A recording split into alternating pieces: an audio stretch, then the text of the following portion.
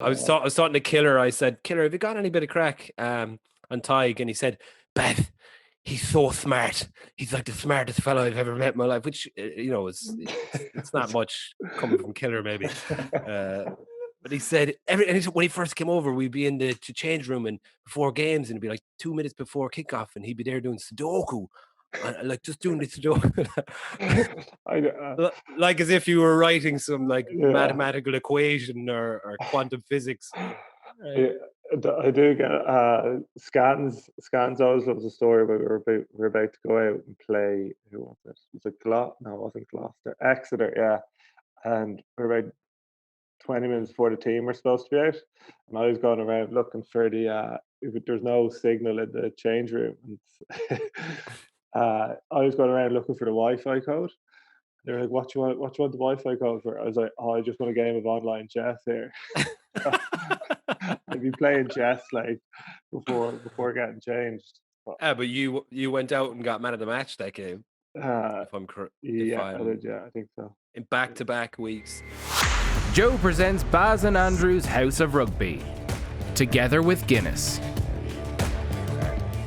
Hello, and you're very welcome to Baz and Andrew's House of Rugby here on Joe Together with Guinness. We've a top show for you today. We'll be joined on the show by Munster and Ireland forward Tadhg Beirne, and we're really looking forward to that. Producer Pat caught up with John Cooney also recently, so we'll hear a little about that from their chat. And we will also be heading back to the year 2000 for our classics game, album, movie, all from the month of May in the year 2000. We have Munster versus Toulouse in Bordeaux in the European Cup semi-final, Russell Crowe in Gladiator, and Eminem's Marshall Mathers LP. But first, some of you Penguins may have already seen Baz and Andrew's House of Rugby is moving from today and each week thereafter. You can find the video version of our show, Baz and Andrew's House of Rugby, on YouTube. Channel features some exclusive footage and videos and funny tales from some of our top highlights from the last 2 seasons. Have you seen any of the videos, Trimby? I have. The cartoon, you mean? We're talking about the cartoon, Sean O'Brien's cartoon? Yeah. It's incredible. That's that one, and the Paulie, there's a few Paulie story one that's been mashed together, and there's the best of Jerry Flannery. But the cartoon is next level. It's incredible. I'd love to be able to do that. I'd love to be able to make something like that. Sean O'Brien always kind of he was at some point he should have deserved to turn into a cartoon. He suits it really well, doesn't he? So he's got the cartoonist impression of him is kind of like a gummy, like a butthead kind of theme. Kind of looks like or Beavis or Butthead. Yes, one or the other. Beavis and Butthead. It is, yes. Yeah, Gary, our tech illustration extraordinaire, probably came from an era where Beavis and Butthead were quite big. So might have been. I love his eyes as well. The way his eyes move is hilarious. His eyes tell the story by themselves. It communicates a lot about where he's at and he's so excited that he's been teed up to tell that story. yeah. I know because I think it was Ferg told me that's one of his favorite stories. I assume it seems very well rehearsed. Like he's absolutely every moment of that story. Every detail is spot on. Yeah, you're right. Apart from you were like a cold spring though. Whenever it was almost like you were anticipating. He was going to mention his cousin's mother. Fraction of a second later, your aunt. Your auntie. Like distant relation. Yeah, he's no idea who that woman is or how she's related to him in any way. Not a clue. All right, look, we've loads to talk about. We've a lot of business to get through in this opening section, and Pat has put the timer on us because we're taking the piss with these opening monologues at the moment. So he wants us having the amount of time that we have before we get Tadhg Beirne on the show. Now, ladies and gents, you're talking twice as fast. Am I? Squeezing the same amount of content in. I've had a lot of coffee this morning. But ladies and gentlemen, we don't have this. Trimble, you're not just any old Andrew Trimble this week. You're a new, improved, sexier Andy Trimble, because you've been crowned the 33rd sexiest man in Northern Ireland. Guilty. What? Guilty? Wow. It's it's an absolute indictment on the standard of sexiness in Northern Ireland. I Don't be feel. so modest. I How you feel. must feel? Do you feel sexy? It gave me a little bit of extra confidence that day. Since then, I suppose I've kind of my confidence has gone back down to how sexy I felt just before I that. was wondering. I was going to ask how long do you reckon it would last? The Not long, sexiness, not long. I wouldn't have confidence thought. boost. Well, you're Um, well. I was confident for you, and I was delighted for you when I saw your name. But then I only had to scroll a few places to realize that the dickless eunuch from Game of Thrones was sexier than you. So I was like, nah, that kind of. Although he scrubs up in real life, doesn't he? oh, The dickless really? eunuch. Yeah, he looks well. I looked him up Barry's we're afterwards. I was talking there. I about need to here. get to the bottom. Yeah, it's amazing what a dick will do for your sexiness. Because he, when you take him off Game of Thrones, he's way sexier. Yeah. He's got hair. He's They should have really compared like for like. They should have had a really like a sexiest person in Ireland, and it should just been a dickless category, and it should have been Stringer and Berries.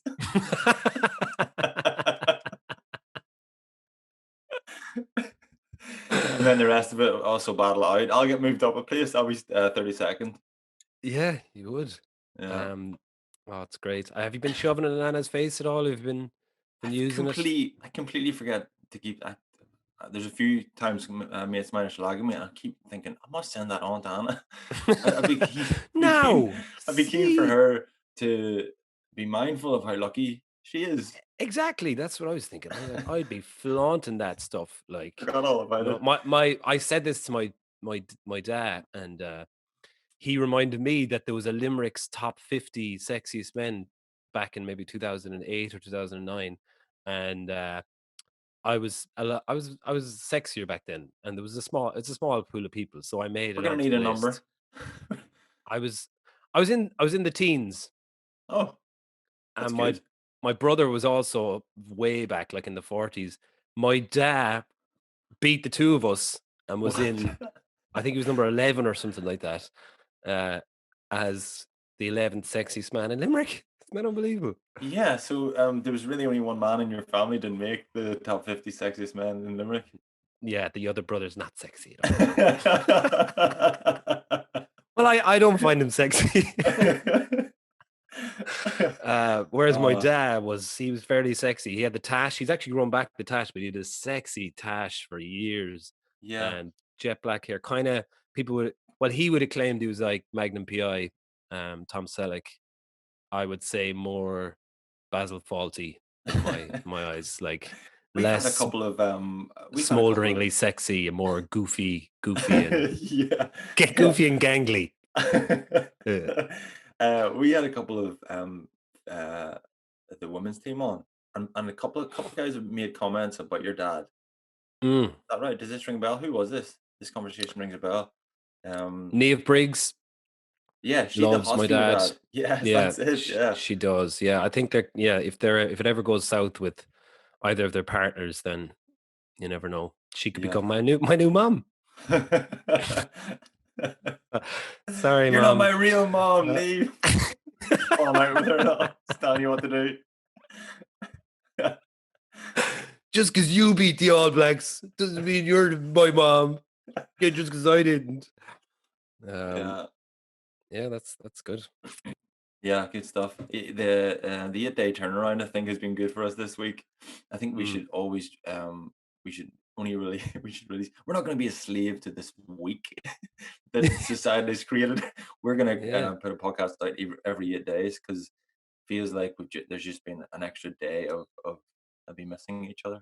That's so good. Very, very good. Yeah, the 8-day turnaround was always such a brilliant bonus when you were playing to get that extra added day. Oh, yeah. So to have that day yesterday to do the prep that I should have done, but I didn't do, because I was just too busy messing around.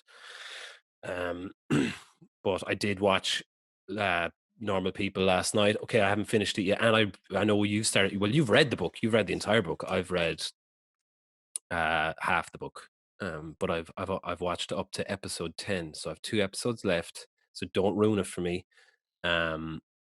But my goodness, it was good last week, but it's unbelievable after what I saw last night. I'm just blown away. Best thing I've ever seen.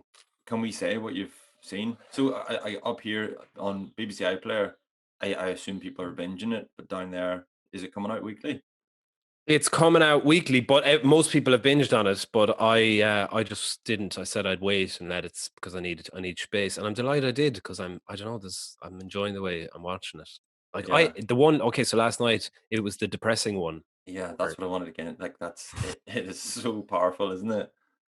I had to go straight to the field after watching it. I was like, "Fucking, get me out of here!" I went for a walk, and it was so emotional. And like I had such a laugh after last week's show because Orla was like, "Oh my god, he's so dreamy." After last week's show, Paul, like when they were in Spain or whatever, and I was like, or what's his name, Connell, and I was like, "Do you want me to act like him?" You know, she was there. She goes, "You couldn't act like him. You could never be like him." I was like, "You bitch." So I said, "You know what? For the next 24 hours, I'm going to act exactly like Connell and see how you like it." And he's not the most exciting lad in the world, to be No. honest. When you start, like, I was like, so suppose you want to see other people?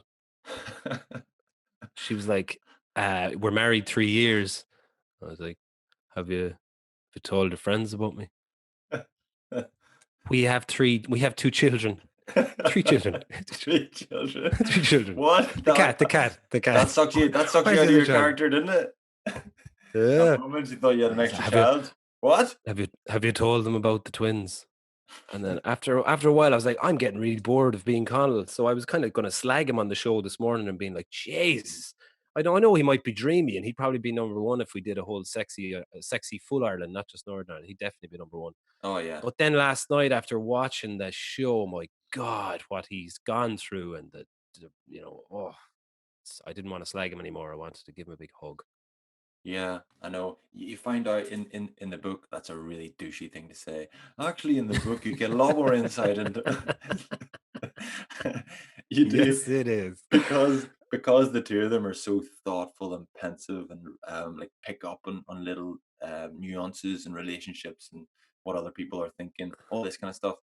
You do get way more insight in the book into Really? what's going on in their heads and how um he's just a lot more in the series. I think he seems a lot more confident. So that kind of pensive quietness, I think you could interpret that as confidence in the show. Whereas Yeah. in the book, you're left in no doubt. He's anxious. He kind of feels, yeah, he feels like he just doesn't belong anywhere. It's amazing. I must say, it's powerful stuff. I'm loving it. Yeah, I think that makes sense now. They had to go a little bit. They went whole hog on getting that message across last night with that he suffers from anxiety and that kind of stuff. Because up until that moment, I was like, wow, he's class. He's the hero and all that. But yeah, it was very well done. But I'm loving the book. I am loving the detail. You didn't see so them in Late Late Show, did you? James Corden. No. James Corden gets them to act out a scene from Gordon Ramsay's Kitchen Nightmares. Why? Very good. Because he feels like no matter what they're talking about, they can make it really dramatic and captivating. So there's one where Gordon Ramsay's like, "We live in San Francisco. Why are you ordering canned crab or tinned crab?" but they do it, and you're nearly in tears at the end of it. Because they do it in their little way. Yeah, it's brilliant. Very well done. Love it. So yeah, look, I look forward to getting it finished next week, and we can come on and have a proper discussion about what it's like. And I'm sure Tadhg Beirne will probably be able to come on here and talk about it as well, because everyone is watching it. Any Ginger Cat updates? We've had a lot of interest from the Penguins this week. They've been brilliant getting on to me about certain things. They love giving us movies, books, alien stuff, conspiracies, and then the cat again getting plenty of airtime. Yeah, to be fair, the cat's been very low profile in the last week. She's I suppose she maybe just settled in and the honeymoon period of her to being around, and she's still being about plenty, but there's no we know her now. We know she's got that sinister side. We know she hates the kids, but she puts on a brave face. We know that. Yeah. In fact, she probably hates me and Anna. She knows she's got a little basket there. She got some food, and we're gonna look after her. So anyway, she's kind of There's not much happening with Ginger. She does. You need to go out and create some stories, man. Go out and just follow around the place. Well, maybe add another animal. Yes, every week, every 8 days. Sorry, it's like every 8 days a new animal. like Big Brother with the cats. Just bring in different things to change things up a bit. Yeah, there was one moment there this week, and maybe a big turning point. I got outsmarted by Jack, and I think this is probably the start of it, where our relationship started to turn a little bit. Whenever lockdown kind of whatever, couple of shops started open, ice cream shop down in Carrick open, so we went down there for an ice cream, and we're sitting, and I was in the car with Katie, and I was sitting just out looking at the view with Jack, the two of us just sitting there. Pensive, actually a bit of a normal people moment, actually, just being really intense and just thinking about beautiful creation, right? Jack turns around to me and he goes, Daddy, what's the universe? Right? Oh, wow. What's the universe? I went, jeepers, Jack. Get Barry on the phone. It's yeah. I said, it's everything you see, Jack. And he goes, what about that dog? What about that dog? Is that the universe? Not really, son. I'll call Barry. Yeah, it's when you get into the nitty gritty of it, it's pretty mind bending. Yeah. Do you know what I was thinking? Federico Pucciarello. Do you remember him? We need to get him on the show, because he kind of started me down this road years ago when he was in Munster, and he broke it down for me like you would to a child. So he sat me down. I remember in UL, in that restaurant in the UL arena, and he got two sugar cubes, and he put them on the table, and he was like explaining relativity to me with the sugar cubes, and then he went. Do you remember The Knowing, that film that Nicolas Cage was in, where it's brilliant? You should go watch that on Netflix. Hilarious Nicolas Cage film, but it's kind of about the theory that alien beings have been placed here throughout civilization. So like Galileo was placed here, Jesus was placed here, all these different people were placed here by aliens to help us develop. So it's kind of like Scientology. I was there, are you a Scientologist? And he was like, no, I'm not a Scientologist. My bars. He used to call me my bars. And he said, go watch this film. So I went to watch it like a Tuesday lunchtime in Limerick. I think with the afternoon off train, and then we went for dinner that night and we were discussing it. And it's fascinating stuff, like when you get into that world. And he wants to be basically the president of Argentina, Federico does.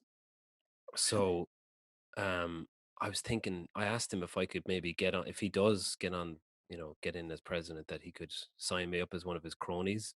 And then I could just look after conspiracy theories and aliens in South America. Yeah, director of conspiracy theories. Yeah, but he'd be a great addition on the show to explain that stuff to us. Yeah, get him on, and we can review The Knowing next week, maybe. Yeah, it's so good. It's so bad, it's brilliant.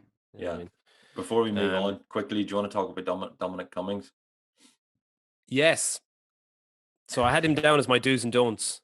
Because the reason why I wanted to talk about him was because sorry, when he was fielding questions last night, you could tell he was seething, but he just was putting on such a calm, like he was just on his, he was like, I've told you what my excuses are, right? And in a way, I think I've seen a similar expression from Ginger when the kids were doing her head in. The kids are like patting her firmly and like slapping her in the face. And Ginger's like, I swear, I am going to leave this house. So Dominic Cummings, yeah, that was the one kind of Ginger reference this week. Just struck me last night. Yeah, my do's and don'ts were like, if you're doing a press conference to the world live, and you're one of the most despised people in your country, and everywhere you go, people just want to shout at you. Don't do it in your garden where one of your neighbors is so close and aware of what you're doing that they can ring or like hoot an air horn every 3 seconds, which I presume that's what that was. Or else was that set up by him as a distraction? So because like when you were watching it, I couldn't really listen to what he was saying. I was too focused on the air horn going off. Imagine that was like Inception level where he had got someone to press that horn, so it didn't really matter what he was saying. If they're going to that level of detail, then they might have redirected that detail and the time spent preparing that into preparing a better lie. Maybe would be my No, suggestion. have you seen? Yeah, I don't know. They're idiots, like, but there's a film out called, I think it's called Brexit on Netflix, and it's all about him becoming or kind of achieving Brexit and how much control he had, and he's played by Benedict Cumberbatch, and it's an absolute shit show, like what he's doing and what they're all doing, if this is anything to be believed. Um, so I don't know to what level of uh, you know intelligence their planning is. It's just like, let's do this, sounds like a good idea, and they just do it. So that was my don't. My do was same thing. If you're in that situation and you're lying so much, just keep on lying, because you can see in his face he's like, oh, I don't care, you're not getting me out of this, I'm just gonna keep on lying, just keep spinning those web of lies. And you know Yeah. by the end of it, everyone's just like, where do we go Yeah. from here? And same answer, just same answer, same lie over and over. Yeah. And eventually then people got bored. To be Just got fair, bored. they Yeah. got bored. That he was saved by boredom. To be Mm. fair, if my child, if Jack was crying in the back seat incessantly and wanted to go to a castle 30 miles away, I would drive wherever it took to shut Jack up. Shut him up. So I feel his pain there. There's nothing more demanding. Like, not the entire population of the UK. No. Your 4-year-old screaming in the back seat. I'll do whatever it takes to stop that. To stop So that. I'm Okay. with him on that one. Okay, right. See, that's interesting. Like, I'm sure there's a lot of people out there who are like, eh, you know, God, get over it. But Yeah. just last one final thing before we move on. We'll talk a little bit about rugby. The RFU chief executive told reporters that the union's hopeful roadmap back to rugby will start with interprovincial matchups at the Aviva Stadium in August, wrapping up kind of the Guinness Pro 14 end of season with semis and finals in September, etc., and then international games in October. Pat wasn't included in this briefing, by the way, which is, come on, RFU, let us in, let the web people in. We do a lot free talking. We're here talking mostly about Aliens. normal people and aliens, but we do give you, I mentioned the odd time. So that's great. Delighted to hear that. It's light at the end of the tunnel, Andrew. The Australian and New Zealand rugby unions reportedly want to cut South Africa out of the rugby championship, as well as Argentina, which kind of is what I think Drew Mitchell was alluding to when he was on a few weeks ago, that they want to make it just between New Zealand and Australia. And I suppose that competition will draw a lot more attention, because, like, as he was saying, the timings of games over there, when Australians are going playing in South Africa and traveling halfway across the world and playing at matches at 6 o'clock in the morning or 7 o'clock in the morning or late at night, no one's watching them, so they just don't build up the same affiliation as it would if it was on regular times of the day. I presume that's what it's about. Yeah, and there's probably just not as much of a rivalry in general between Australian teams and South African teams. It's Australia and New Zealand. That's the big rivalry. The only thing is with that super tournament, it's just it's changed every single year for the last, I don't know, 8 years, 9 years. Just it's always changing, and it'd be nice to get settled into a routine. And whenever they look at this kind of global calendar to align Northern and Southern Hemisphere rugby, international calendar, all that kind of stuff, It'd be nice then if it became stable and then moved on from there. It does seem a shame though, because it's like the standard of the rugby, the standard of the team that they're playing against. Obviously, South African teams are strong, but they've gone right. Well, regardless of how good competition that is, we need this rivalry because we need supporters to be fired up and be able to identify with that. So I assume that's the argument behind that. Yeah, I think South African clubs would probably survive on their own within South Africa, would they? The big franchises, it's such a huge sport down there with, maybe not as much competition as other sports in Australia would have with rugby, that maybe it might survive on its own. So then Australia, New Zealand, they get stuck in the club side of things, and then internationally just get everyone on the same calendar. That for me, or there's talks of more South African teams joining the European leagues. I don't know if that'll happen, but interesting times, and what better way to do it than in times like this where everything is flipped on its head anyway. Might as well make some changes for the good. Exactly. Plenty of time to sit in our hands and think and kind of plan and get a bit of a strategy together. See what happens. A few other transfer news: Conor Oliver, Sammy Arnold, both Munster, and Jack Ognier and Oisin Dowling, both Leinster, are all joining Connacht for next season. Good signings anyway. I can vouch for Conor and Sammy, two great fellas and solid players. Like, geez, Sammy Arnold has played. He's been capped. And Felix would have always talked very highly about him and his attitude and work rate and defensively, and just a serious athlete. So great signing. Conor Oliver is an absolute nugget of a signing for them. Brilliant player, just real gritty, gets stuck in, and just a very good rugby player. So great signings for Connacht to my eyes. Munster have also confirmed that Roman Solano will switch from Leinster and join them next year. And also the two big World Cup winning signings for Munster have landed in Limerick, apparently, which is great. Snyman and De Allende. Yay! Yeah, Munster.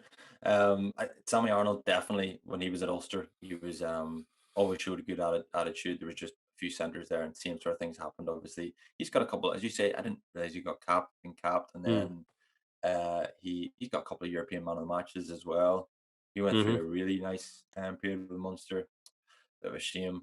There's a lot of competition there. Obviously, De Allende's probably played into that a little bit, but good player, good signing for Connacht. Yeah. Okay, that's all our business out of the way. Producer Pat is going to be delighted with that. We kept that nice and tight, I think. So we'll have our chat with Tadhg Beirne coming right up, but to take us there, here's some of producer Pat's interview with Ulster and Ireland scrum half John Cooney and our Tackle Your Feelings ambassador on the I'm Taking Control Again campaign. So check it out. I've watched a couple of them back, to be honest. I was that bored recently that I started watching our old games this season, and maybe to get me pretty up for getting back to playing. It definitely made a difference. When I watched that, I was itching to get back. So yeah, it's nice to kind of look back on the games and reflect on performances and see what you can do better as well. So something that's keeping me ticking over on the rugby aspect of it. And have you had to have a word with the lads, the team, Ulster teammates? Are all training in groups together and getting in trouble and stuff like that? You're just telling them just to ease off a little bit. There's people out to get them anyway. Two of them living in the same household, but I live right beside a golf course, so I was able to use that. But since then, I got the keys from Malone, so I can lock myself in there and do my kicking and do my trick shots in peace. So, oh, brilliant! That's good, isn't it? That's all that matters. I get my trick shots done, and then I pretend I do the running, so I walk off and go home. Actually, I have a group with Jack Hardy and one of my other friends, and I knew I was sitting down on a spin bike yesterday, so I messaged Jack asking for a podcast episode, and he sent me one of Robin Van Persie, and just an insight into his career and his mentality, which I found very good. And I like CrossFit. Not that I don't do CrossFit, but I like watching what they do. And so I sat down and listened to Matt Fraser recently, and good to see his insight. He's had an interesting path where he struggled with alcohol abuse when he was younger, and then went to see somebody similar. Not that I had any issue with that, but he saw a counsellor, which helped him. kind of deal with that. And it's just good to see his path. He never thought he'd go down the route of CrossFit and stuff like that. So it's interesting to see what drives him and what motivates him at the moment. So I enjoy picking other athletes' brains and seeing what they do. Connacht fans sort of really wanted to hang on to you when you made the move, and then just gone strength to strength at Ulster as well. Did you kind of think then for a while that because you had such a good relationship from an early age with Joe Schmidt that it was going to help your Ireland causes once you started getting games for Ulster as well? Or were you kind of surprised in a way that you weren't getting into those Ireland squads as well?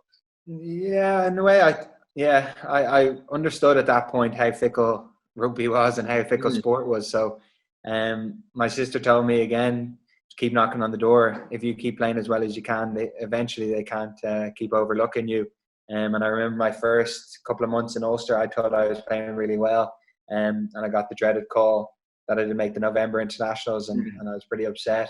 And I think that's when she told me, just keep knocking on the door and they're going to have to eventually listen to you and pick you. And then I got picked for the summer tour to Australia, which then I only played 2 minutes. So again, I just kept going back to that mantra. Even with the World Cup in the summer, not getting picked was obviously incredibly disheartening, but I knew that I wanted to prove them wrong, and all I could do was go back to Ulster and try and improve myself and be around people that I enjoy being around. And yeah, I wanted to look back at myself in the summer and be proud of what I did and how I reacted to that circumstance. So yeah, I'm pretty proud now when I look back at it and how I responded to probably, since that shoulder surgery, the biggest low I've had, and something I didn't even see coming, to not even get a game. That kind of was the worst part. To not even get an opportunity to show what I can do was probably the worst part of it all. I suppose even then for you there, like I suppose even with this whole campaign, it's like it's just something that like you're someone who's you're into reading, you have your kind of wellness space, and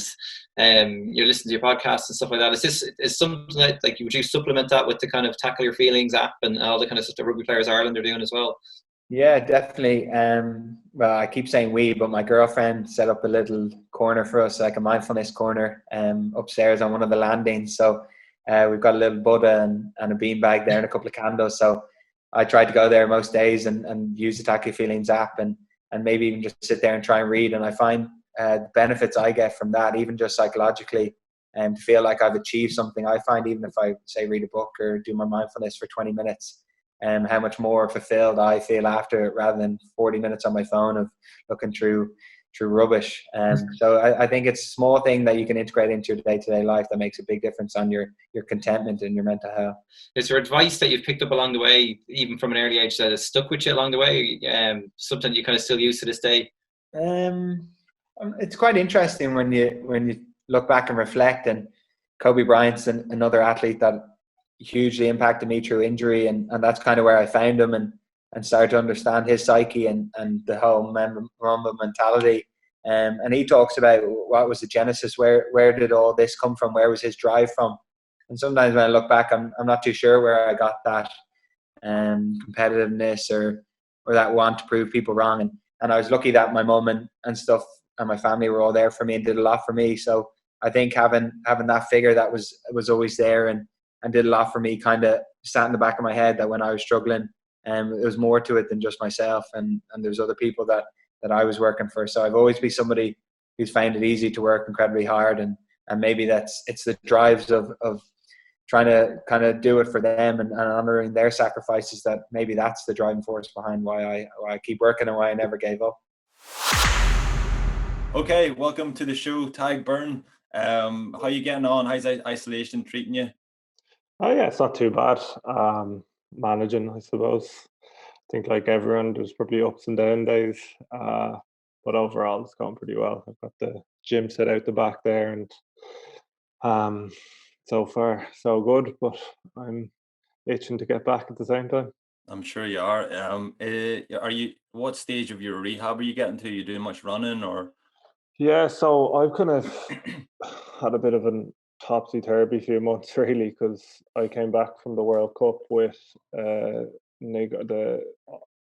problem with my abductor. It turned out that I had osteitis pubis. So that's a bit of a pain to try and get back from, but I was kind of playing through it, and then obviously I did my ankle on top of it.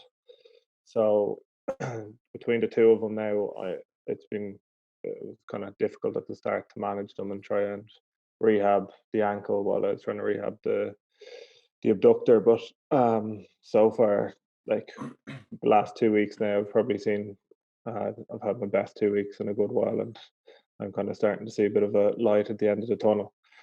But obviously, it's isolation and all that. It causes a bit of difficulty in that. But I think we've managed pretty well. Like Ray, who's looking after me, we've been doing quite a few video chats and stuff like that, and we've got clearance there in UL to use the pitch. So we've been going up there, and he's been able to kind of watch over me and make sure I'm doing everything correctly. So from that point of view, like I'm definitely in a better frame of mind now the last 2 weeks than I had been before. Yeah, the osteitis pubis is a load injury, right? If I remember, I had it myself back when I was about 21, 22, and I ended up doing my shoulder at the same time, and that was almost like a blessing that I got the chance then to rest for 6 months with a dislocated shoulder, and the osteitis pubis ended up clearing up in the meantime. Is that the kind of same? It wasn't really like that for me, because I kind of thought that see, when I did my ankle, I had another bit of a nightmare. I was going to get operated that week, but then I was going over to London to get operated, so we waited like an extra week, a week and a half from when it happened. And then I ended up getting cellulitis in my foot. So the day I was to go in for the surgery, I wasn't able to get the surgery. I had to wait another week and a half to clear the. So that was like an extra 3 weeks, and then 2 weeks of not doing anything. So that was 5 weeks of rest essentially for my osteitis pubis as well. But I probably came back in a worse condition than I did going in, because I wasn't doing rehab or anything. Yeah. I just wasn't able to do anything, so it just didn't really help it at all. And I know I've had this before as well. I had this my second year in the academy, and it took me, I think it was 13 months to get back from it, because it was just a cycle of not getting it right. So the fact that I've had it before, I kind of know a little bit like what it takes to kind of get back, and how much you kind of have to work on it. Like every single exercise, you just can't lose concentration, because if you start doing it wrong, it can have an effect straight away on it. So from that point of view, it's definitely not rest. It's very much rehab. It's one of those ones when you wake up in the morning, you feel it when you're getting out of the bed, right? And you're like, there's no hiding from it. It's a tough one. That's what I remember correctly from it. But and then are you back running now? And have you a date in mind to get back fully? Yeah, well, I suppose if the season was on, it technically would have been. I was aiming to get back this week I think we would have been playing Connacht. But I suppose in some ways the pandemic has probably gone in my favour in that regard, because there's no way I probably would have been back playing at this stage. But I'd say I'm probably a few weeks off, not too much, because the progress the last couple of weeks has been really positive, and I think I'm probably over the worst of it now, and it's just kind of getting back to fitness and making sure I don't overload it along that way, but definitely in the right road. And then I suppose the ankle, which is probably one of the most serious injuries. Like I know you had the exact same thing, probably a bit worse. Like that's definitely improving as well. And I've no problems running around things, so I just kind of need to improve the strength a bit, because I hadn't been running on it for so long. That now that I'm running on it, it's improving again quite well. How are you finding it, Tadhg?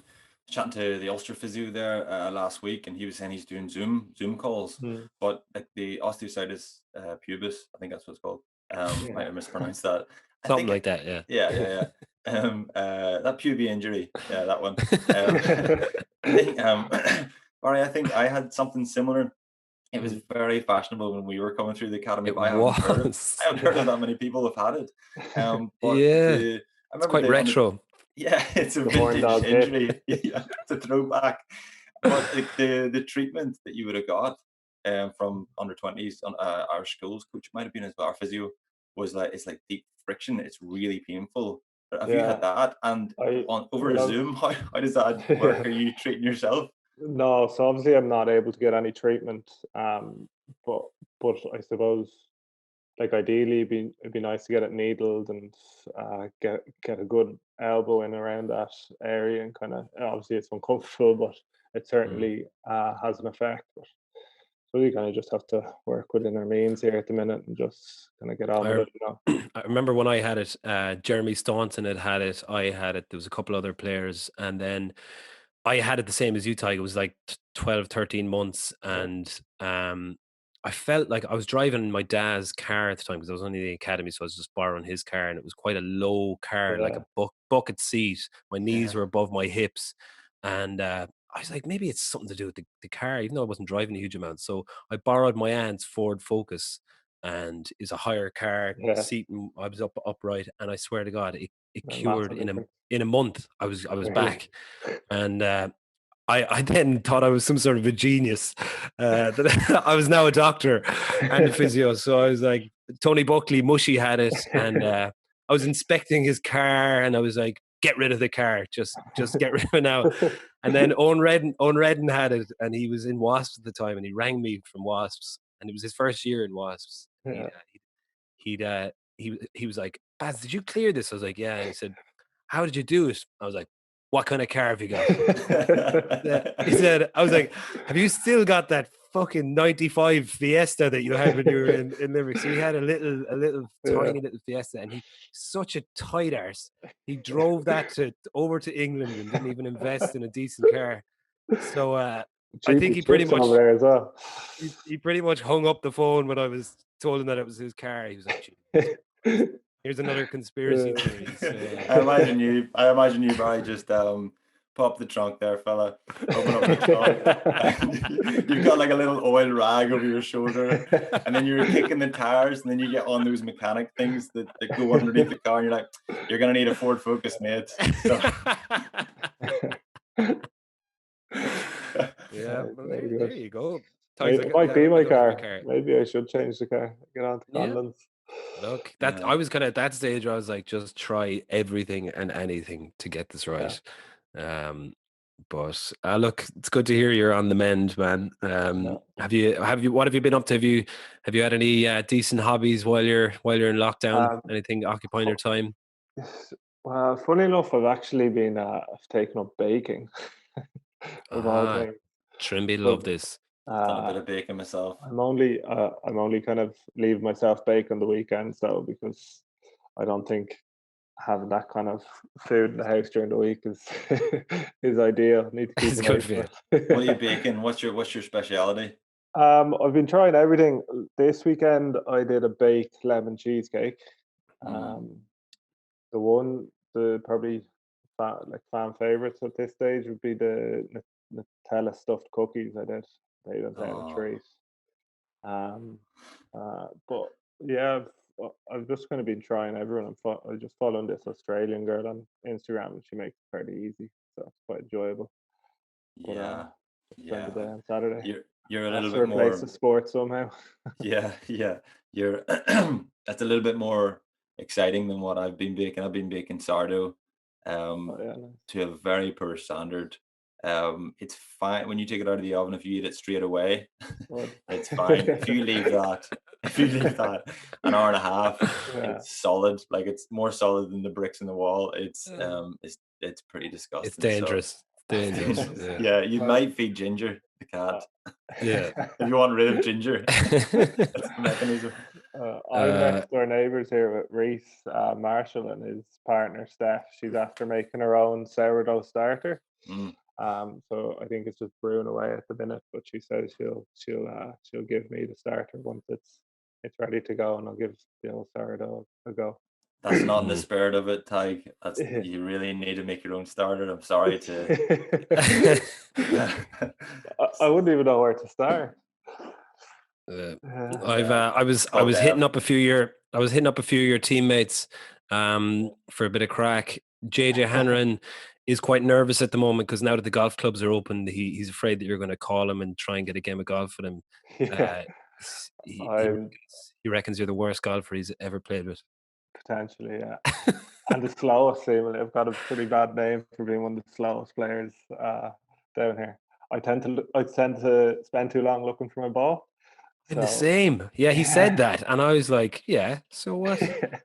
I'm convinced I can find it, and I don't want to be dropping a shot, but I need every shot I can get. Yeah, well, look, I'm equally as shy, man, to be honest. So I went out with Rob Copley and Copeland and very good, I think, and Ronan O'Mahony and JJ last year, and geez, I was so. Do you want to get embarrassed playing golf? That's the thing, isn't it? That you'd almost be put off going because you'd be like, oh, these lads would just be like so annoyed with me now because I'm playing with them, slowing them down, and I'm so crap. Yeah, I played yesterday, Tadhg, at Portrush, and I was straight in the deep end. It was blowing a gale yesterday, and I can't hit a driver, so I was hitting a 4-iron off the tee, a narrow enough fairway into the breeze. Jesus. And yeah, the guys I was playing with were both very good. And I just didn't want to ruin the buzz. Everybody was excited to get out a game of golf, first time in months. And then I just felt like I was ruining the buzz, and I was ruining their buzz as well. So I was trying to put a brief face on it and be like, oh, I don't care. It's great to be out of the house, but like quietly. Just be a bit of crack. Yeah, exactly. Yeah. Snapping your clubs behind them, like. Yeah, there were one or two where I lost the ball off a tee. And I'd be the complete opposite of you. If that goes anywhere, like I just use crap balls just so that I can lose them and not have to worry about it. So if I lost on the tee, I would just say, right, I'll see you at the next tee, and I would just walk. I've taken that new approach where I've bought like 40 balls and I just stick them all into the bag, and I'm like, right, if it's gone, it's gone at this point. Yeah. What else, Tadhg? What else? We're big fans of Normal People. I believe you're a fan. Yeah, so I finished Normal People with the missus probably last week. We kind of found a site and watched it on it and just binged it straight through. But yeah, it's some show, isn't it? That's phenomenal. It plays on the emotions a bit, but pretty raw and so your missus, does your missus wish that you were more like Connell? Because mine does. She probably wants me to start wearing a chain. Yeah. Have you seen that Instagram on? It's like Connell on his chain. It's got a couple of million followers, I think. Oh, go just pictures of him and a chain. It's a good chain, to be fair. I think they've sold out of chains all over the world because of him. I think of I was thinking of you earlier, and I was like, people around the world are probably missing like their loved ones so much, and I just imagine you missing poaching balls. Like that's the one thing you're like craving, is just getting into that poach position, and your missus like trying to get you to be like real emotional, but like normal people, and open up, and you're just like seeing her as this ball that you just want to grab and poach. Stop any form of rugby I'm missing. Just not just the poaching. Yeah, that sounded so heartfelt and sincere. It did, didn't it? I was talking to Killer. I said, Killer, have you got any bit of crack on Tadhg? And he said, Beth, he's so smart. He's like the smartest fellow I've ever met in my life, which it's not much coming from Killer, maybe. But he said when he first came over, we'd be in the change room and before games, and it'd be like 2 minutes before kickoff, and he'd be there doing Sudoku, like just doing the Sudoku, like as if you were writing some mathematical equation or quantum physics. I do get scans. Scans always loves a story where we were about to go out and play. Who was it? Was it No, it wasn't Gloucester. Exeter, yeah.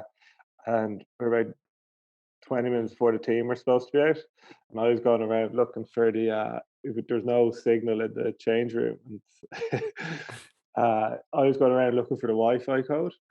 They were like, what you want the Wi-Fi code for? I was like, I just want a game of online chess here. I'd be playing chess like before getting changed. But you went out and got man of the match that game. If I'm correct. I did. Yeah, I think so. In back-to-back weeks.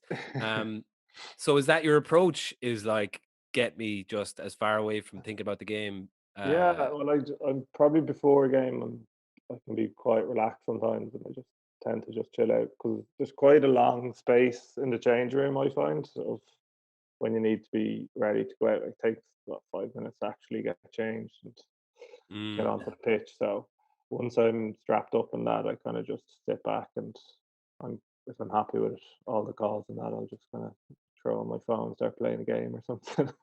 Yeah. Just, Did you learn the hard way? Did you? I found I got to that eventually, but when I first started out, I thought it was my job as a part of the team to be thinking about everything, every moment of the game before the game, and I ended up exhausting myself before the Yeah. matches even started.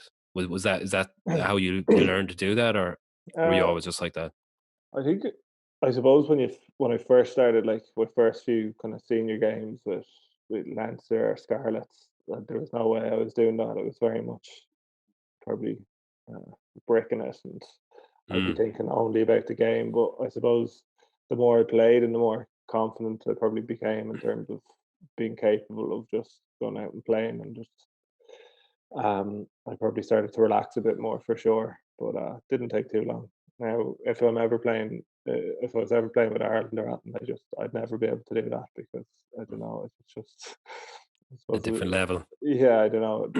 There's always just such nerves going into those games, but I suppose if I could get to that level, it would probably help me a bit because I'd say that like I do find it helps going into like Munster games and that just being able to relax a little bit before trying to get going again.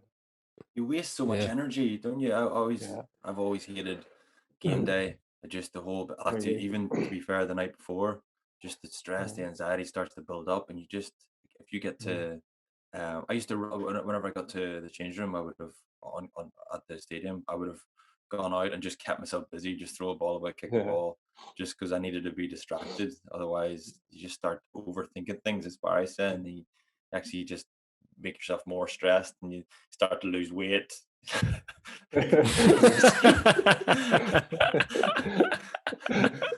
But yeah, I suppose it'll be nice then for you. Obviously, Philip Brown came out there last week there and highlighted plans for getting back to Interpros. Is that something kind of everybody's talking about in Munster, or everybody's kind of looking forward to that now? Then No one's talking. We can't see each other. Yeah. So, how no, are you but, keeping connected? Or is there no like? I know no, we are. Ulster doing quizzes. And... We do. Yeah, like we have little groups. Like I call them isolation groups, and there's a leader in each one, and we all have our own little chat groups, and we're obviously given things to do every week, and that probably keeps us interacting to a level. And we've done a few quizzes as well as a whole team, and then we've had meetings as well as backs and forwards. So in fairness, we have been doing quite a bit to stay in touch, and probably going over a lot of our plays and stuff as well to keep them fresh in the memory. Yeah. Take us back to going to Clonettley, man, because it's a cool story. Not a lot of players get to do that when when moving out of an academy and going abroad, and very seldom do you see them go to Wales. So first of all, I suppose talk us through how that happened, and then to have achieved so much in the 2 years that you were there. Was it 2 years you were there? 2 years. Yeah. Yeah. How was that environment with how did it suit you and the style of play, I suppose? I suppose how it happened was kind of a little bit by fluke. I think I was waiting for one of the lads outside the Leinster change room for like after one of the senior games that I obviously wasn't selected for, and my agent he was standing outside there and he just came up to me and asked started chatting to me and eventually asked if I had an agent, and at the time I didn't, so I was kind of trying to negotiate staying at Leinster myself. And when about 2 weeks later, Leo decided to tell me that I'd probably be best starting to look elsewhere. And Abe had messaged me only a few days previous on Facebook, then asking if I'd had any thought on having some representation. And I said I'd be willing to meet him. So he flew over and met me, and he started looking around. And then I didn't really hear anything from him until leading up to the final of the Pro 12 that year. And he said that Scarlets were interested. And I said I was willing to go to kind of meet them, so I flew over. I didn't even know Llanelli. I didn't even know how to pronounce it. I think I got picked up by one of them. I asked them how long was it to Llanelli, and they were like, "What are you talking about?" I was like, that's embarrassed myself. But I met the coaches, and I came back, and it was kind of a decision then whether, because it was a poor contract, but it was a last gasp saloon, I suppose they say. And I was doing a master's as well at the time in DIT, so it was kind of a decision whether to pack it in and focus on that, or just have one more crack at it. Give it a go. Yeah, after chatting to my parents, I think I would have regretted if I didn't give it a go. So that's how I ended up signing for them. And I guess when I first went over there, it was kind of more just, the goal was kind of just to get into the match day 23, if anything. I was kind of obviously just there to make up numbers and kind of almost hold shield pads for the first year anyway, to see if I could prove myself. But things kind of started spiraling and kind of worked out for me through it. And I think, you've asked if the environment suited me and the style of play. I think it probably suited me perfectly, especially at the time. I think I kind of, one thing I was backing was my athletic ability, because I didn't really have size, and that's what they were looking for, was kind of someone forwards who could have good handling skills and kind of get around the park well. And luckily I fit into that. And I think for the first 3 games I was involved, we lost all 3 of them, and I was only involved on the bench because some of the international lads weren't back, and I didn't play again till the Anglo-Welsh Cup. And I played 2 games back to back, and I wasn't meant to be on the bench. The next game was against Leinster in the Pro 12, and I wasn't supposed to be on the bench. I was supposed to be playing semi-pro that week, and I called into Wayne Pivack's office and asked him if I could not play semi-pro because my parents were coming over, and I just kind of wanted to bring them to the game. And then he came back to me about 20 minutes later saying that they decided to put me on the bench. So I don't know if they did that because my parents were coming over or what. Yeah. He claimed it wasn't. He said I played well in the LV Cup or the Anglo-Welsh Cup, and that's how I ended up getting back into the squad. And I got another 2 pieces of luck after that, was when for I think the Zebra game,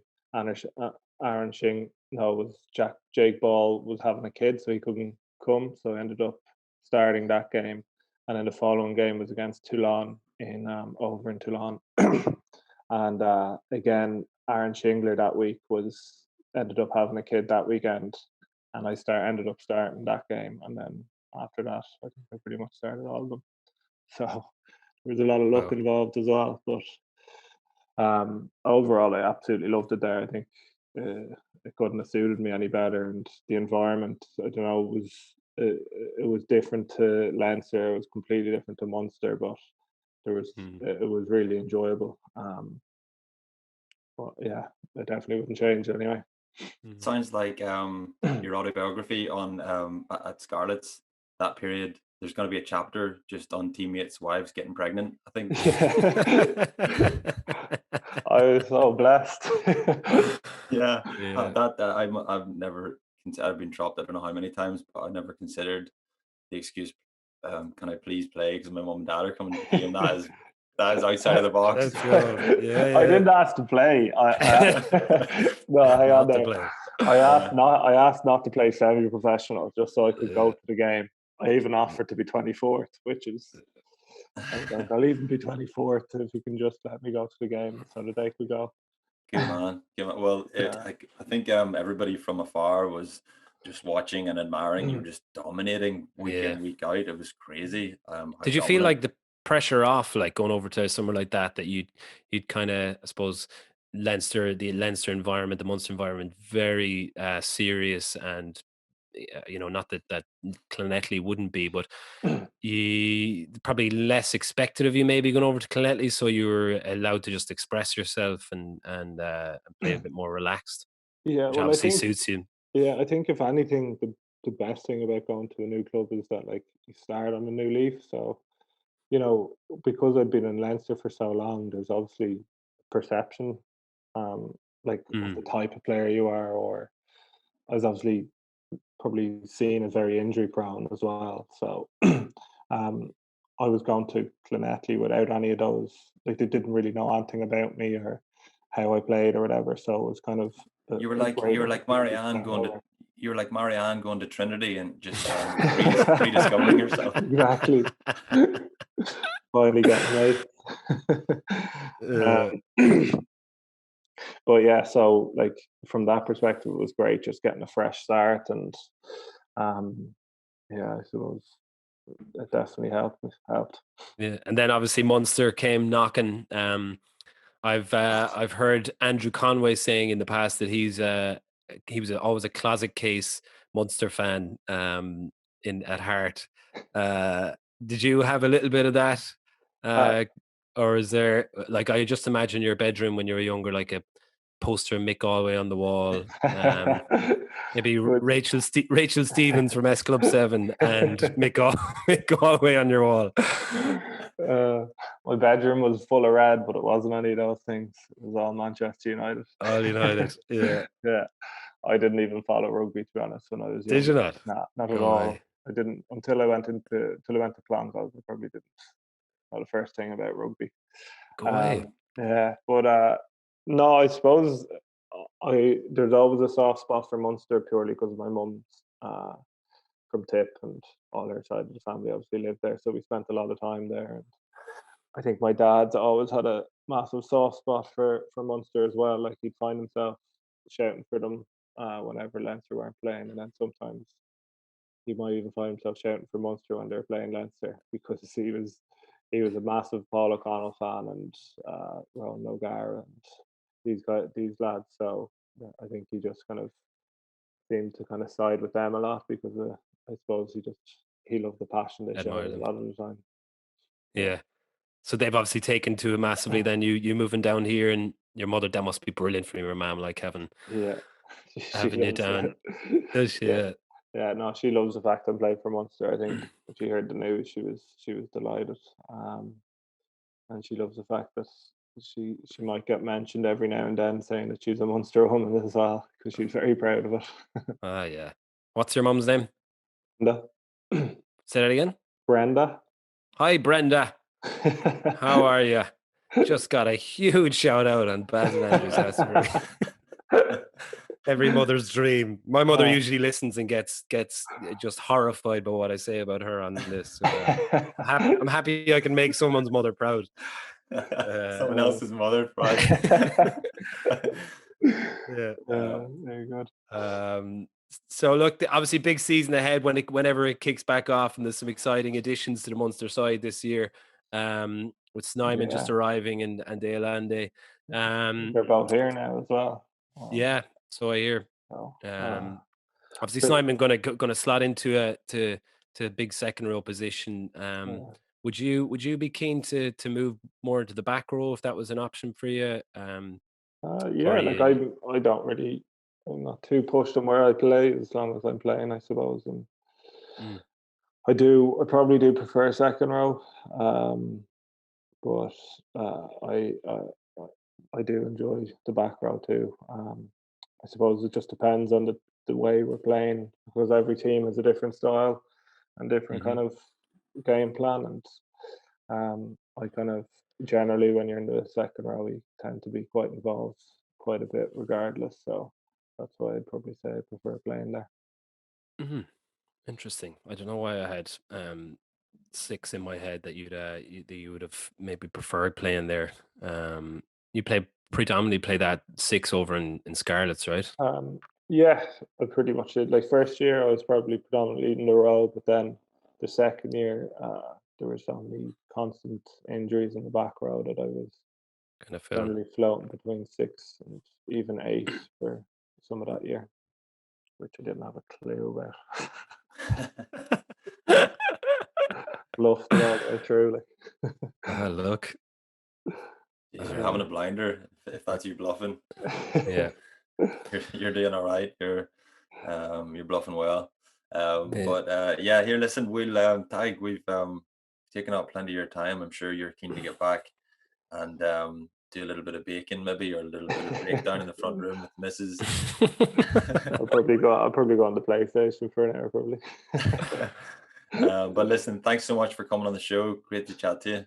Cheers. Yeah. Great chat to you, lads. Cheers for having me. Thanks a million, Tadhg. Cheers, man. Tadhg. Good man. Take care. Okay, welcome back to part 3. Over the weekend, we gave you your classic homework to do, and this week we'll be discussing our classic movie, Gladiator, our classic album, Eminem's Marshall Mathers LP, and our classic rugby match, Munster versus Toulouse in Bordeaux. The connection is they were all either released or happened in May 2000, which is 20 years ago, and we can even make a little few more looser connections.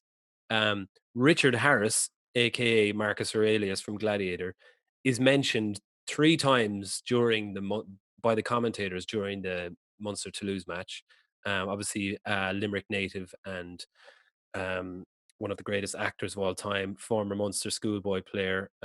So he gets mentioned. So that's, fucking former Munster schoolboy player is Marcus Aurelius in Gladiator, one of the greatest films of all time. Incredible. And then I'm stretching with this one, but Eminem's Marshall Mathers LP, like obviously the greatest song off that, and probably Eminem's greatest ever song, Stan, is basically a song about a pothole, a giant pothole. That's a massive oversimplification. It's the truth, though. That's basically all. His whole career depended on some potholed him so much after gigs, asking him to sign stuff. Will you sign this for me? He's like, oh, Jesus Christ. And so I think as a measure of where we're at and what maybe our style or our brand is, Marcus Aurelius piece, Munster Schoolboys, got mentioned in the Toulouse Munster game. That is a great bit of insight. That is very interesting, very on point. But I didn't care as much. I enjoyed the point about the stand being a pothole more. I think that's where we're at. I knew you would. I knew you would. So we'll dive into them one after another. We'll go with the Munster match first. And I'm going to take this section now for a moment because this was Munster Rugby. This was Munster Rugby rock and roll. This was like this was, like if you were into a band and you saw this band before they exploded and before they played huge, you went and saw them somewhere like small and a bit dingy, and you were like, whoa, these guys are unbelievable. I know Bordeaux, that stadium isn't very dingy. And it was 25,000 people. And it was a Heineken Cup semi-final.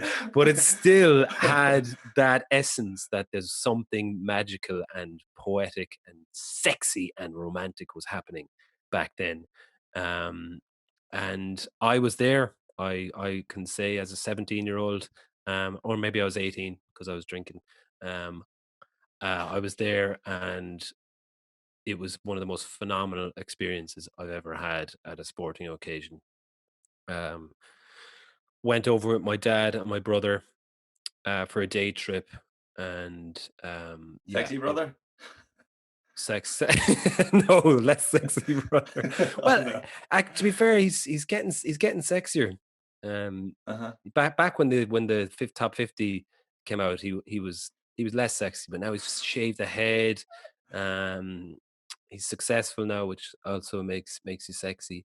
I'm gonna give him sexy.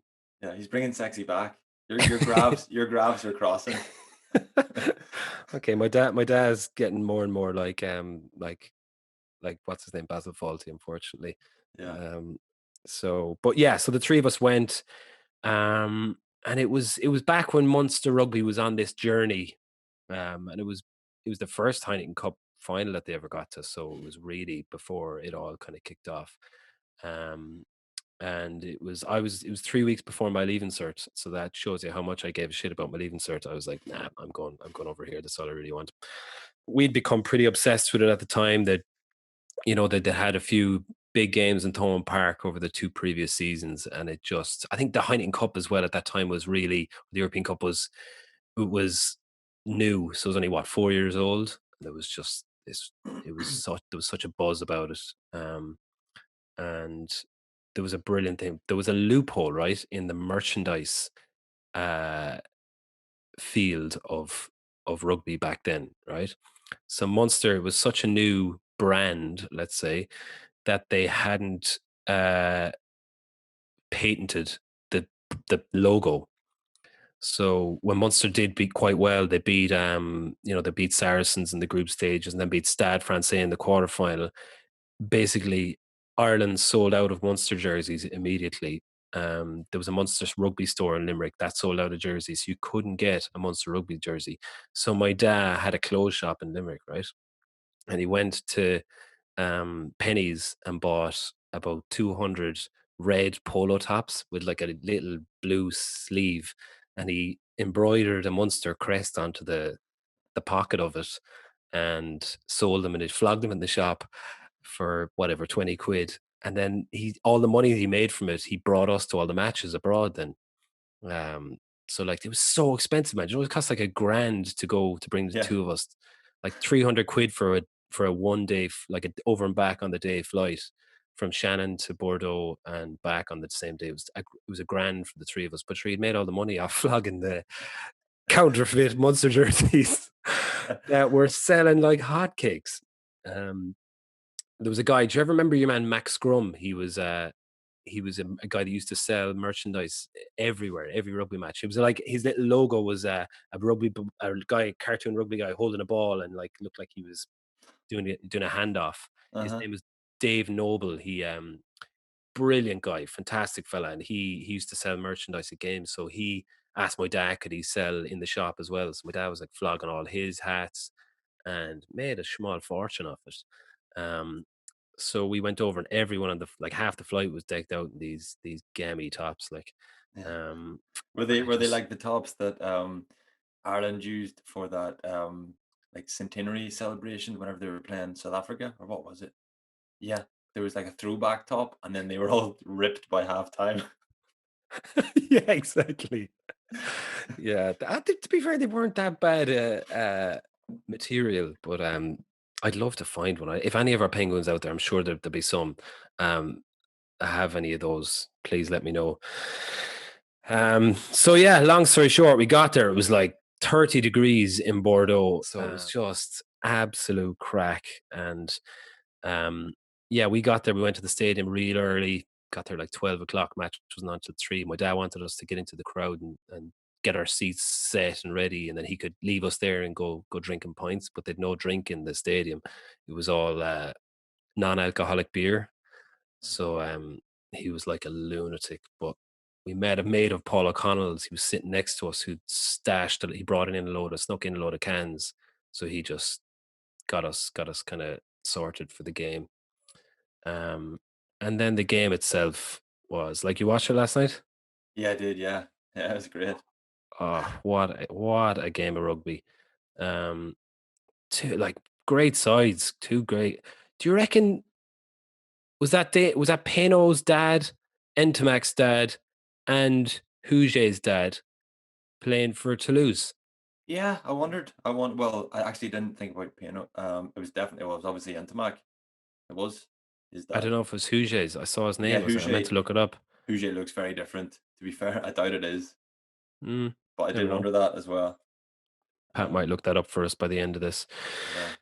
Yeah. I just love looking at the crowd with you see the Santa. There was like a guy wearing a Santa suit. There was just all like the Munster fans, like lads with their tops off, and it was just pure raw crack. Yeah, there was a few vintage behaviors on the pitch as well that you just don't see, and things that I miss as well. In particular, Halvey made a break up the middle at one stage, and someone did the old jersey swinging tackle. Do you remember the jersey swinging tackle? Yeah. The baggy jerseys, and someone just latches onto it and just swings you back towards your own line. So I don't think we see enough jersey swinging tackles. I think we should bring those back. And then there was a couple of ball carrier goes to the ground, places the ball, covers the head. Yes, the ball cover the head. There was a couple of those. Axel was a terror for that. Like, yeah. So it was enjoyable to see a couple of wee throwback behaviors. There's a good few moments with Peter Clossy running around with his boot in his hand or something like that. Yeah, his boot had fallen off, and he was just kind of It was almost like a weapon. Like, what's he gonna do? What's he gonna do with it? Yeah, it occurred to me maybe 60 minutes in or something.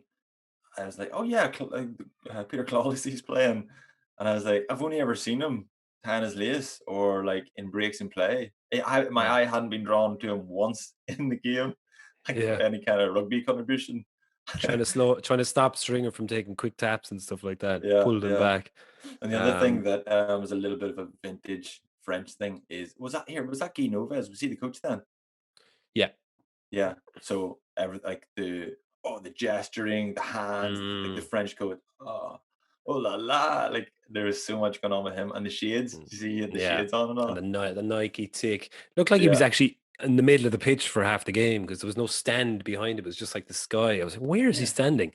Remember, he used to kneel down and stuff. Yeah, against the advertising boards. Rugby coaches need to do more of that, man. That just. I used to always think, why can't some of the coaches be closer to the sideline? Like Jack Neobar used to do it for Munster. He used to be their physiotherapist. Basically, he was like an extra winger, just running up and down the sideline, giving information in. And not that I think, your man from Toulouse was doing that. I'd say he was just looking cool. Yeah, he was just enjoying the drama. missing a cigarette. Maybe a cigarette, definitely. Yeah. One of my other favorite parts is Hayes' try. I don't know if that's his one and only ever European Cup try. It was his first representative try at the time. But Quinny tells a great story about that try where if you see, it's an unbelievable try, by the way. Like there's a big break beforehand, and like Munster went out and played Toulouse at their own game. It wasn't like up the jumper stuff. It was incredible end to end, and really clinical and accurate stuff. But Hayes finds himself carrying quite close to the line. And then he's on the ground, and then the phase plays on, and Quinny spotted that it takes 17 seconds for Hayes to get up off the ground. He's kind of lying there, and he rolls onto his side, and he kind of gets up to one knee, he gets onto the other knee, and he puts his hand in the hip and the other hand, and then eventually, as Dominic Crotty makes a little break, he just stands up straight. Crotty just passes him the ball, and he just flops over the line. Yeah. For those 17 seconds, there was more energy out of Guy Noves on the touchline. There was more drama and movement. I could just imagine Hayes' noise is like, oh yeah. Whoa, gee, what you doing? Yeah. Although he looked well rested anyway. He looked dynamic when he got the ball, to be fair. He did. He was really he was young, you see. There was such a nice balance to that team that a few older lads like Golov and Claw and John Langford, but then a lot of young lads like Hayes and Rog and Strings, obviously Wally. It was, and then the other tries like fucking Rogers try. Woody's. How about Woody's pace? Like when Woody hits the ball flat, man, so quick. Yeah. And then Rogers try came from just a scrum in their own 22. Rogers vintage skip one pass off a decent left-hand scrum where he just fired the ball out in front of Mike Mullins. I used to love taking those big fucking flat skip ones, and then they just tore them asunder after that. Magic. Hoggy looked good, actually. I think Hoggy, he contributed quite a lot to Rogers' try. He looked dynamic. Some leg drive on him. Yeah, very, very strong. Fuck, he was powerful. Yeah. So what a day. We had a blast. It was phenomenal performance, win. Then obviously they went on to Did you go play. to the final? I did. Which was very disappointing. Let's not review that. No. Although Richard Harris was brought up 3 times because he was like saying, I think, sending them messages and prayers and stuff like that they might win. And then he did go to the final with what's your man's name? Who's Lawrence Arabia? Peter O'Toole. There's a great video online on YouTube of the two of them backstage, wherever they were at the back of Twickenham, and some tent, and both of them are pretty langers wearing their little tweed suits, and Richard Harris has got his Munster jersey underneath his tweed suit, the one that he wore when he played Munster schools. It's probably like 60, 70 years old from the 1940s, and they end up tackling each other like they're in their 80s and they roll around the ground. So that leads us nicely into Gladiator. Yeah, my where his son tackled him and squeezed him to death. Gladiators obviously one of everyone's favorite. To be fair, it's been a long time I watched it, so although it's one that sticks with you, maybe it's one of those ones that's on TV plenty of times, and you just pick it up over and over. There's so much stuff just sticks with you. What's kind of not ruined, but maybe contributed actually a little bit, and the one rugby theme that I would pick up on, or one rugby comparison is, do you remember? You probably don't.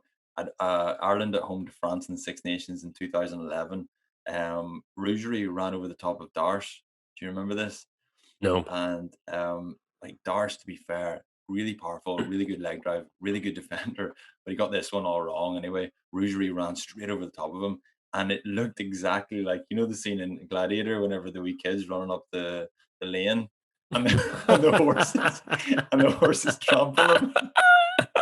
That's what you saw when you saw that. When I watched that, I was like, oh my goodness, that's Stars. Yeah. Oh, that's hilarious. Yeah, I know there's plenty of rugby connections. Did you ever, like, it was 2000, so it was I think for me it was watching I was playing at AIL at the time, so after watching this I remember specifically trying to use this as an inspiring movie to make me go out and play harder in AIL matches, which is kind of, I don't know if it's that, if it applies really when you're going playing Barn Hall away, like in the Division 2 of the AIL, and you're like, come on, like imagining them all before the gates open as they're going into the Coliseum, and Russell Crowe trying to get them riled up. Just imagine you scoring against Barn Hall, no atmosphere, maybe 20 people at the game, and you're like, "Are you not entertained?" Take my boot off and take my boot off and fire it into the crowd. Just an old lad with a dog, throw my shoe at him. Yeah, what a film though! My God, I mean, it is obviously it's one of the best ever, and a lot of people would kind of, Russell Crowe, I suppose, being probably one of the greatest characters, Maximus, of all time. Right up there. No one else could have been Maximus. He's so old school, but yet obviously he was an up and coming actor. You kind of needed to be both, right? You couldn't have had just some fresh faced cool actor trying to play that. Like, what I love about Russell Crowe is he became best friends with Richard Harris. He was a bit of a booze hound. He was a bit wild. He was loose, but he was a young fella. He kind of had an old soul. Yeah, so he hadn't done much really, had he, before Gladiator? No, actually, I wouldn't have. So I'd love to know if maybe, obviously the reputation, the career he went on to have, then allowed him to. He owned, or he still owns, South Sydney's, doesn't he? Yeah. Yeah. So that was probably the start of that. A little bit of cash, and then a new hobby for him. Yeah, because he came to Limerick a few times after Richard Harris died to like pay respect him and stuff. Because he loved the idea of the Munster rugby and how much Richard was invested in it. And, I always thought that himself and Oliver Reed and Richard Harris were great pals. Oliver Reed was the Proximo, but apparently they didn't like each other at all. Shame. Yeah. But yeah, it's phenomenal. Marshall Mathers. I was thinking, yeah. So I didn't really. So Marshall Mathers, I didn't really have a massive. I didn't think this would be Andrew Trimble 2000. No. I didn't think. No, it's not. It's not. Lyrically, this would be quite offensive to you, would it? Yeah. Were you appalled when this came out? Quite vulgar, fairly vulgar. Yeah. Yeah. I do remember though. So I didn't really listen to much Eminem really, apart from the songs that were out there and the music videos. But do you remember? This reminded me of back when you're maybe. So 2000. This comes out, then I would have been sitting like in 4th year, 5th year, maybe getting ready for exams at home, and just flicking through. Do you remember? Well, I did anyway. I knew Kerrang, VH1, MTV2, all the different music video channels, and you knew the number on the Sky remote off by heart, and you just flick through them, and then Stan, one after another. Yeah, Stan, the video, yeah, and yeah, with Dido, obviously, but again, and your man from Final Destination. That was the guy in it. Oh yes, that's right. Yeah. Yeah. Was Final Destination out at that stage? I'd say so. I'd say this was in around the next same time. Yeah, but yeah, you knew. I knew. I didn't know every word, but I knew like pretty much. Listen to that song. I don't know how countless times, but I never actually thought. Never like, as a 15-year-old, I never thought about what was actually happening. And the oversimplification, as you put it, just a pothole. So much Yeah. more to it. He's an extreme pothole because he ends up killing his wife, driving her off, killing the two of them, driving off a cliff, right? Yeah. It's mental, man. Some of the stuff he sings about, like I loved this, and it was one of the first rap albums I ever bought.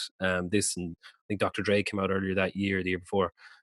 So I bought that, and when I listen back to it now, I'm like, what? Like that opening track is so wrong. Some of the messages and lyrics he sent. But at the time it was like, yeah, this is grand. It's a bit, Hasn't it's a bit aged well, mental. has it? Yeah. But then you're like, okay, well, look, it was a snapshot of what he was going through and what his life was kind of like. And he's pretty misogynistic and homophobic.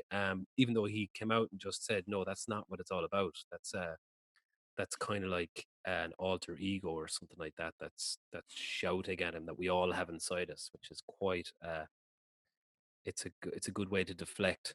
But yeah, I think like I was trying to relate to Stan, like the pothole thing. I don't think I've ever come across pothole to that level. I don't think many rugby players would have that. And then after that, I think Kim is the most bonkers song that he has, which is about his wife and basically killing her for all the things she's done. And he kind of goes on about how bad she is and all that. And I don't think I got that far. Can you imagine being that mad? Yeah. Yeah, after a few songs, I was in the car on the way up to Portrush to play golf, and it was kind of Stan was kind of ruining my buzz a wee bit, if I'm honest. Was it? Yeah. Yeah, so I listened on a little bit, maybe for five or six songs, and then I was like, right, that's enough of that. Yeah. I could see myself writing a song about Stan because it's brilliant storytelling and it's interesting. It's a bit depressing, but the other ones like Kim. Imagine me writing a song about Orla, like where I wanted to her, whatever. It like I don't think I could relate to it. I don't know how anyone could relate to that. People loved it. Like maybe I could be like, Orla, where's my wallet? She's very good at hiding my wallet and stuff and my things that I need. She'll put them in places and Same. or like Not she Orla, leaves the seat of my car quite forward if she ever drives it. I'm like, fuck's sake, I get in, I have to kind of pull my knees in and then pull it. So stuff like that. Yeah, and then that hurts your osteocytis pubis. Yes, exactly. Orla, my pubis is firing off. My pubis. Yeah, so I could maybe that would be the only stretch that I could make to write something similar to Kim. But yeah, all in all, his talent is unquestionable. And this is a legendary album, but listen with warning. It's pretty out there. Yeah. Alrighty, that's our 3 throwback album film show or match of the week. And we just have to finish with a little bit of House of Rugby Facebook chat and Penguin news. What have you got for us? Yeah, so we've seen I think we've seen the good and the bad in the Facebook group this week. I don't know if you've noticed, there's been a small bit of, I hesitate to say bullying, but there's been a few mean comments in there. I'm not going to name and shame because actually, Pat, I never got the chance to ask Pat about this, but the comments have been removed. So I assume Pat got in there, but it was Twitter-esque, Twitter kind of just descend into just abuse, like ridiculous opinions being thrown about. So it was Twitter-esque. So I'm glad that's kind of been. Who are they directing them at? At other poor penguins. Other poor penguins. Other defenseless leave penguins. it out. I do notice, like on Facebook, where people are a little bit more on our Facebook, they're a bit more understandable and they're allowing each other to have an opinion, whereas on Twitter it's not allowed. You're not allowed to have an opinion. Yeah. Or you are, or there's too many outrageous opinions going on. But yeah, too much shooting down. Too. Yeah. It's not. We would like the Facebook group to be a safe area. Yeah. And it is. Yeah, it is. So with that in mind, lots to talk about Michael Jordan actually in The Last Dance, which we didn't talk about at all. Yeah, yeah. The feeling. Do you want to discuss that quickly? Who's the Michael Jordan of Irish rugby? Yeah, a lot of people asking, was Paulie the Michael Jordan of there's two sides to it. So what the Bulls documentary is showing, and a lot of people have come out and criticized, is that it's propaganda for Michael Jordan. Basically, it's like him just being the controlling editor and the producer saying like, I'm amazing, all these lads, yeah, they were good, they helped me out, but I am absolutely untouchable, I am God. And it's pretty weird when you kind of look at it like that. And a lot of like Scottie Pippen has come out and criticized it. What's his name, Horace, has come out and criticized it. Rodman has defended him, saying, it is what it is. But I don't think like someone like Paulie would have the same determination and attitude, and he's just, all he wants to do is win. But he's like the nicest human being in the world. That's the big difference. That's the big difference. It seems like, I would say, it looks like Jordan brought that off the pitch, and he was happy to be dominant in the competition, but just like a dominant personality. And it went from he would disguise the way he treated the young fella. I forget the name of the young fella that was there.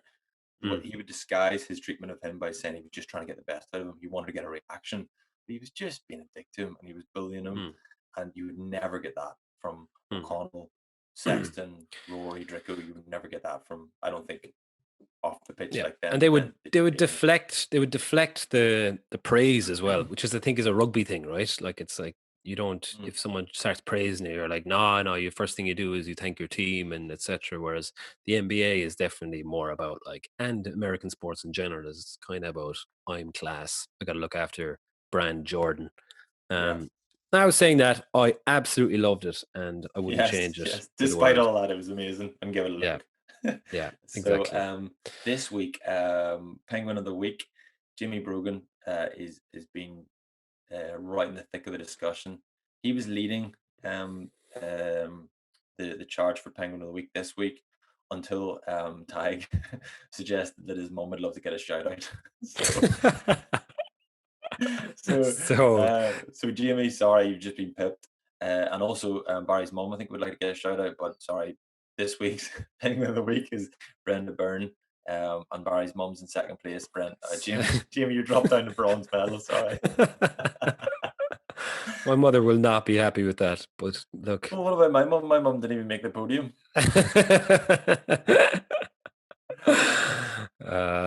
Yeah, look, they'll, I'm sure they're proud of us for other reasons. Definitely not this show. No, for their grandchildren. We gave you grandchildren. That should be enough, right? You're welcome. Be happy with that. All right, that's us. That's another show wrapped. We're into God knows what week in lockdown, but it's starting to change. We're starting to come back. There's talks of rugby, there's talks of us coming back together and getting outside and having the crack. So enjoy the positivity, lads. We've needed it, right? Am I right, Andrew? Fake positivity. Yeah. But stay sexy, Andrew. It's been a pleasure talking to you all. Big thank you to Pat, Paul, Fiona, and all the gang for your help on this week's show. Thanks for everyone listening, and thanks for watching on YouTube. This has been Baz and Andrew's House of Rugby here on Joe, together with Guinness. Party on. Party on.